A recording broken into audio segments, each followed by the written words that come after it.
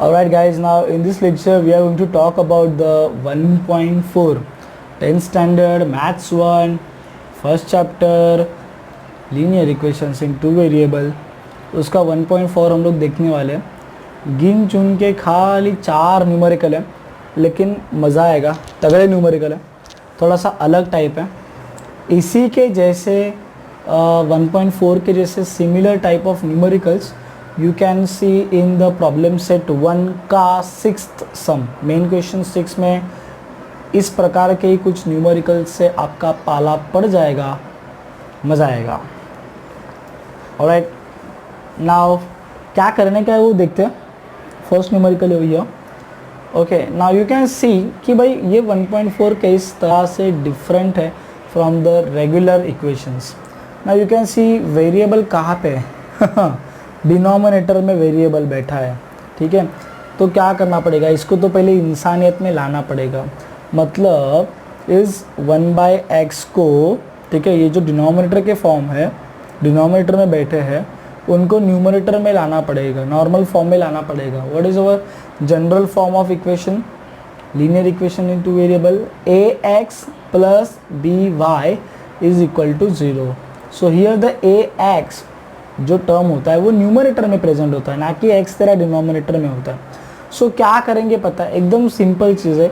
यहाँ पे we are going to assign और we are going to introduce some other two variables apart from x and y, some other two variables will come in the picture. Now how, that we will see in the first sum. So we are just writing those equations again. Now we will separate the coefficient from the variable. You can see over here 2 upon x, तो 2 को हल्के से बाजू में कर दिया, बराबर है। तो ऊपर कौन बचा 1, ठीक है ना। यहाँ पे ऑलवेज रिमेंबर गाइस, कोई भी नंबर अकेला नहीं होता है, ऊपर भी बोल लो या नीचे भी बोल लो, ठीक है। उनके साथ मल्टीप्लिकेशन में कौन रहेगा 1। सो यहाँ पे एक्चुअल में कैसे रहेगा पता है क्या, 2 × 1, नीचे क्या रहेगा x × 1। वो समझने वाली बात है मेरा, ठीक है। So what I am doing here is I am taking the 2 common. तो यहाँ पे ऊपर कौन बचेगा, खाली ब्लैंक स्पेस तो नहीं लिख सकते, तो 2 यहाँ से गया तो क्या बचेगा 1। So in this way what I am doing, what I have done is I have separated the coefficient from the variable part. Variable part कैसा भी होने दो, सेपरेट कर दो। वैसे यहाँ पे भी सेपरेट करेंगे। तुम लोग बोलो क्या आएगा, -3 × बराबर बोल रहे हो 1/y, ठीक है। इधर कुछ ज़रूरत नहीं, ये तो नॉर्मल नंबर अपना, ठीक है। Now same I have done in the equation number 2। Alright, 8 को बाहर लिया तो क्या बचा 1/x, 5 को बाहर लिया 1/y। एक बात मैं आपको बता देता हूँ। Now you can see here this common parts, right. Now this part is repeating in equation number 1 also, 2 also. This part is repeating in equation number 1 also, 2 also. So what I will do, or rather what we will do now, we will assume this part and another variable.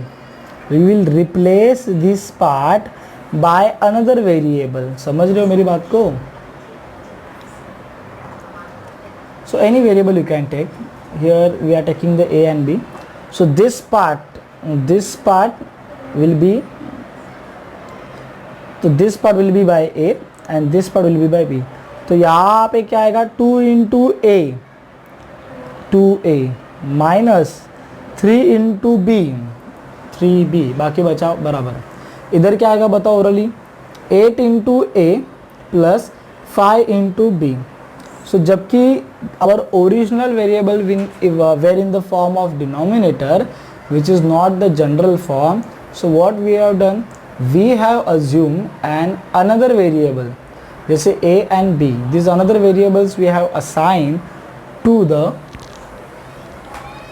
existing original variables। okay, ये क्या बनेगा 8a plus 5b is equals to 77। now we got this equation number 3 and 4। now we got here new equation ना। जैसे नया नया equation मिलते जाएगा ना रे, वैसे इक्वेशन को नाम देते जाने का, ठीक है। Now these are the normal equations, they are like looking like the general form. So we can solve this equation by our regular rules जो है अपने 3 rules, उसके अकॉर्डिंगली हम लोग उसको सॉल्व कर सकते हैं, ठीक है। तो पहला रूल क्या होता है भाई, decide the variable that you want to cancel.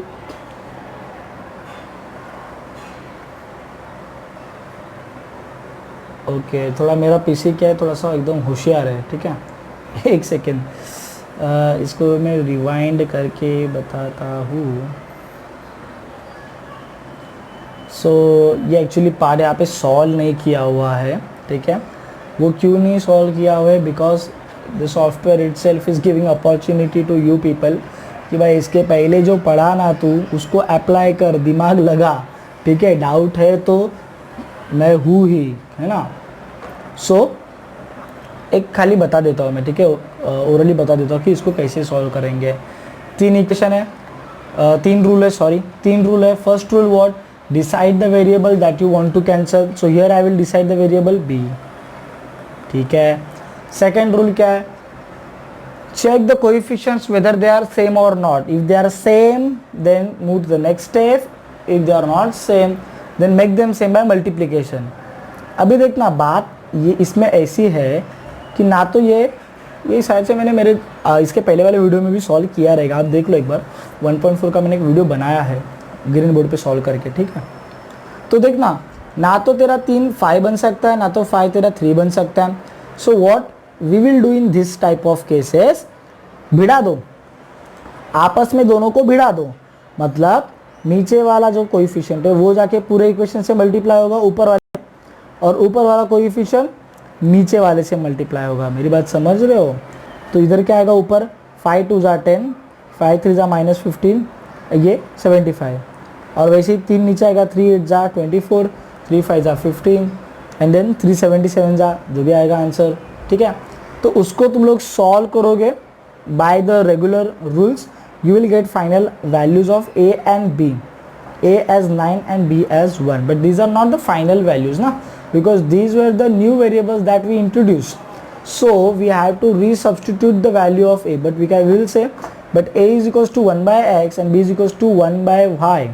So a का वैल्यू यहाँ पे गया 9, b का वैल्यू गया यहाँ पे 1। अब ये यहाँ पे क्या इंटरचेंज करेंगे, तो x ऊपर जाएगा, इधर उन्होंने क्रॉस मल्टीप्लिकेशन किया है बेसिकली, ठीक है। वैसे कर लो, 1 इंटू 1 1, x इंटू 9 9x, फिर ये 9 मल्टीप्लिकेशन का है ना, तो वो वहाँ पे जाएगा तो डिवीज़न। y इंटू 1 आएगा अभी को, हाँ, y इंटू 1 y 1 इंटू 1 1, ये मल्टीप्लिकेशन का उधर गया डिवीज़न में, सो 1/9 एंड ये y इज इक्वल्स टू 1, ठीक है। Very easy. Okay, so this second sum is over here. Now you can clearly see ना guys, जैसे वहाँ पे किया था ना, here also the variable part, the variable whatever कुछ भी रहने दो variable part में, variable part is in denominator, no? So what we will do, we will first separate our coefficient from the variable part. 10 बाजू से चला जाएगा ना, तो क्या लिखेंगे, 10 into 1 upon x plus y, right है। This can be written as 10 बाहर गया, 1 अपॉन एक्स प्लस वाई, यहाँ पे 2 बाहर गया, 1 upon x minus y is equals to, यहाँ पे आएगा 4। इधर कुछ प्रॉब्लम नहीं, तकलीफ नहीं। इधर भी सेम, 15 बाहर गया, 15 into 1 upon,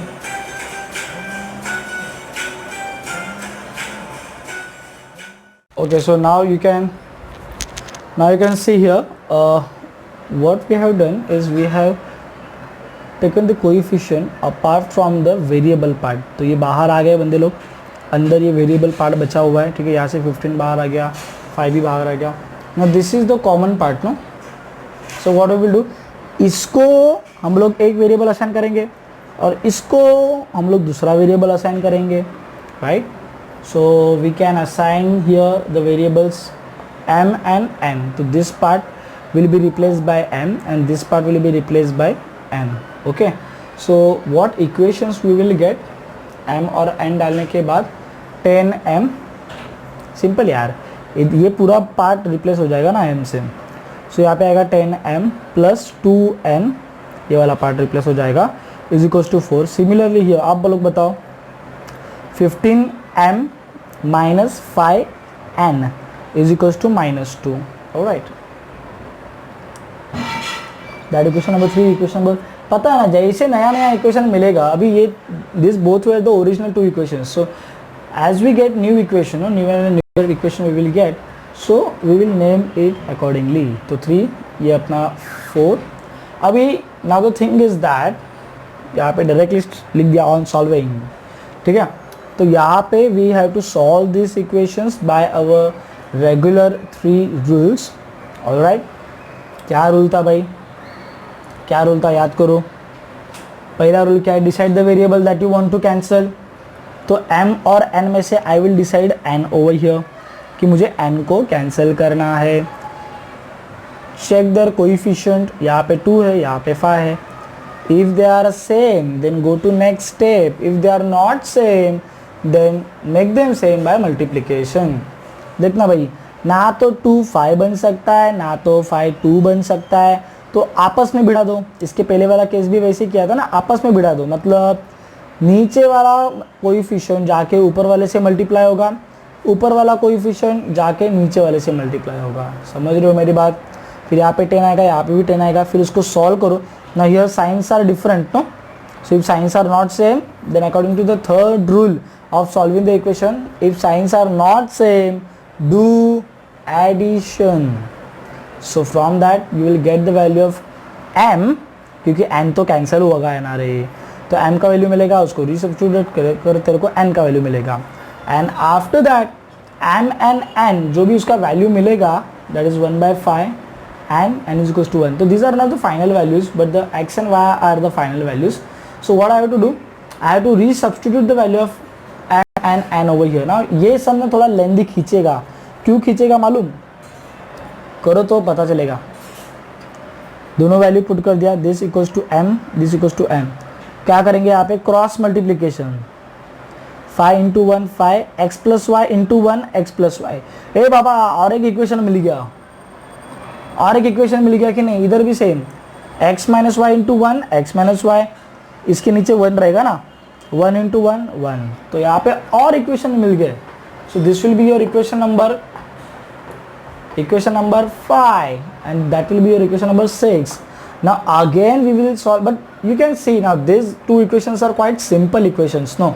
So we will solve these equations to get the value of x and y.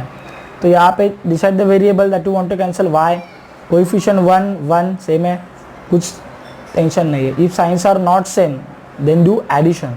तो ऐड करेंगे तो यहाँ पे मिलेगा 2x, यहाँ पे मिलेगा 6, तो 2 उधर जाएगा तो x इज इक्वल्स टू मिलेगा 3. अकॉर्डिंगली सॉल्व करके लो, ठीक है. 1.4 है भाई, इतना तो आ जाना चाहिए अभी, ठीक है. नहीं आएगा तो डाउट्स भेज दो, पिक निकाल के व्हाट्सएप पे 7304603490, totally free of cost. Right now we are going sleep of time. Okay, now this is your next numerical. Now you can see easily this is your variable part which is present in denominator. So we will take our coefficient outside or apart from the variable part, ठीक है. कैसे 27 बाहर जाएगा, इधर क्या आएगा, गया 1 upon x minus 2 same, गया 1 अपॉन y प्लस 3. ये तो बराबर है, सही है. सेम चीज़ यहाँ पे भी करेंगे ना भाई. 31 गया. अच्छा, एक कुछ हिंट लिख रहा है क्या, हिंट कुछ दिख रहा है ऐसे, कुछ थोड़ा जाना पहचाना सा लग रहा है कभी. अगर ये आप देखोगे सो ये कोएफिशिएंट दिख रहे हैं, अदला बदली केस है ना यार, इंटरचेंज केस है. बराबर, ये कौन सा केस है, इंटरचेंज केस है, जो कि 1.1 के न्यूमेरिकल नंबर 6 हम लोग ने सॉल्व किया था, एक तुम लोग को होमवर्क में दिया था, ठीक है ना. तो उस केस में हम लोग क्या करते हैं, basically we do first we add the equations, we get one simple equation, then we subtract the equation, we get another simple equation, and after that when we solve that both simple equation we get the another equation, oh sorry, we get the final values, not another equation. तो ये सम तो उससे भी लंबा खींचेगा भाई. चलिए, so now this part I will replace by A and this part I will replace by B, ठीक है. आपका काम ज़्यादा हो गया अभी, because after all you will solve this stuff, okay. So this is your first equation 27a plus 31b is equals to 85. This is your second 31a plus 27b is equals to 89. Now you can see carefully now, right? The picture is clear now. This is your interchange case. What we will do to solve this? We will first add the equation. यहाँ पे तो directly आएगा, ठीक है, मैं बता रहा हूँ, बात सुनो तो. We will first add this equation, we get one simple equation. We will then subtract this equation, we will get another simple equation. This 3 and 4, no? So that will be equation number 5 and 6.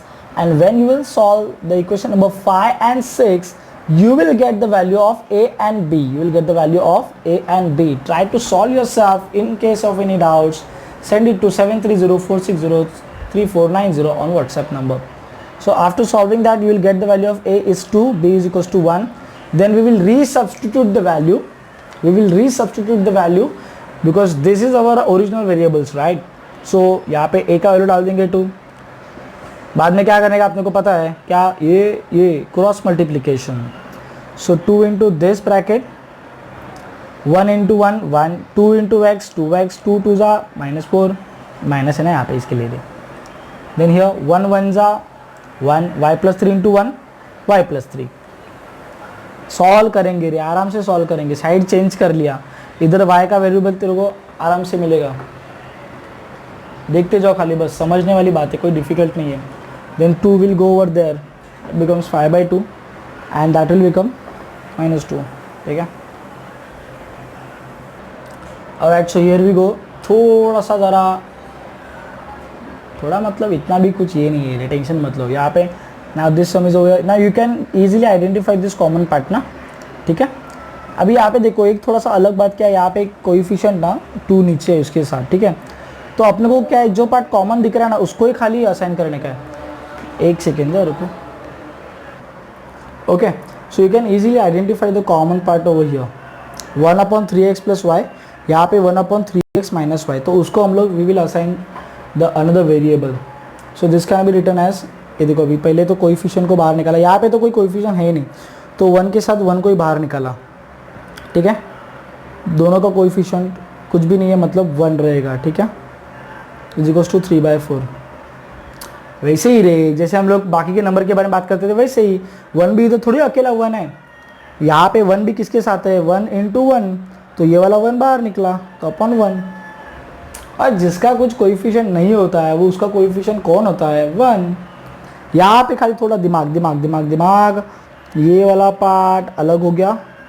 And ऊपर से 1 निकला, नीचे से 2 निकला, तो क्या हो गया 1/2, ठीक है.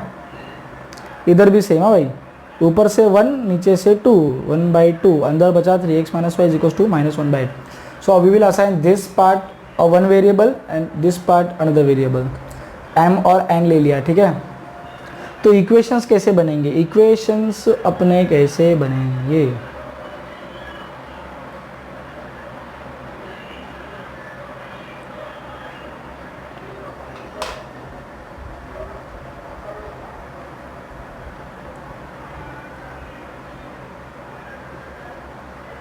okay. Now here 1 into m plus 1 into n 3/4, ठीक है.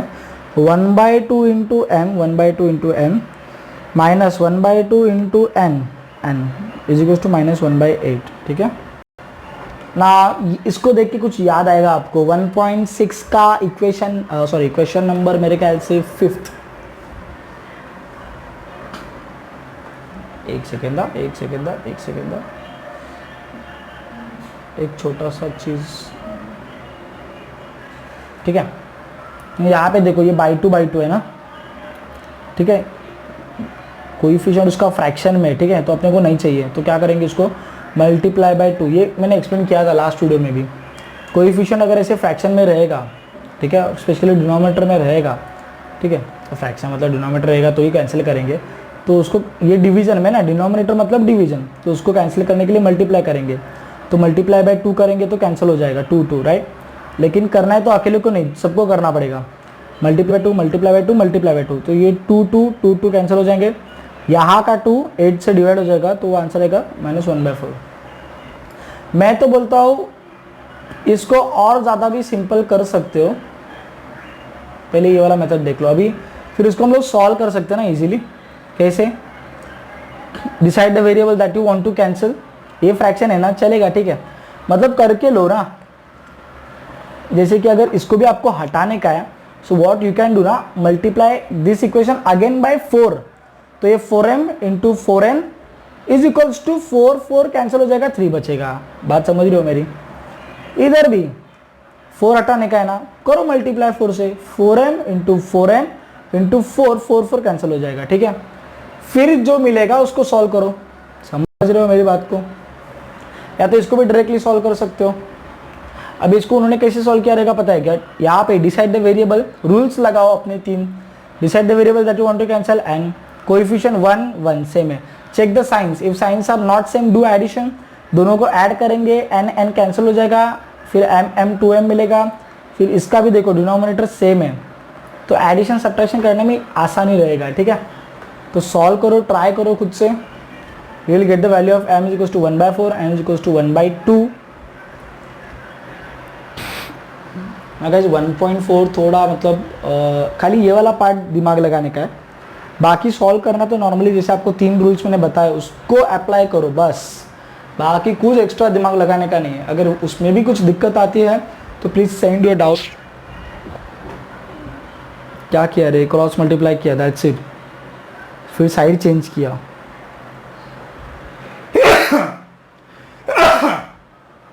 सर्दी की खांसी, ठीक है।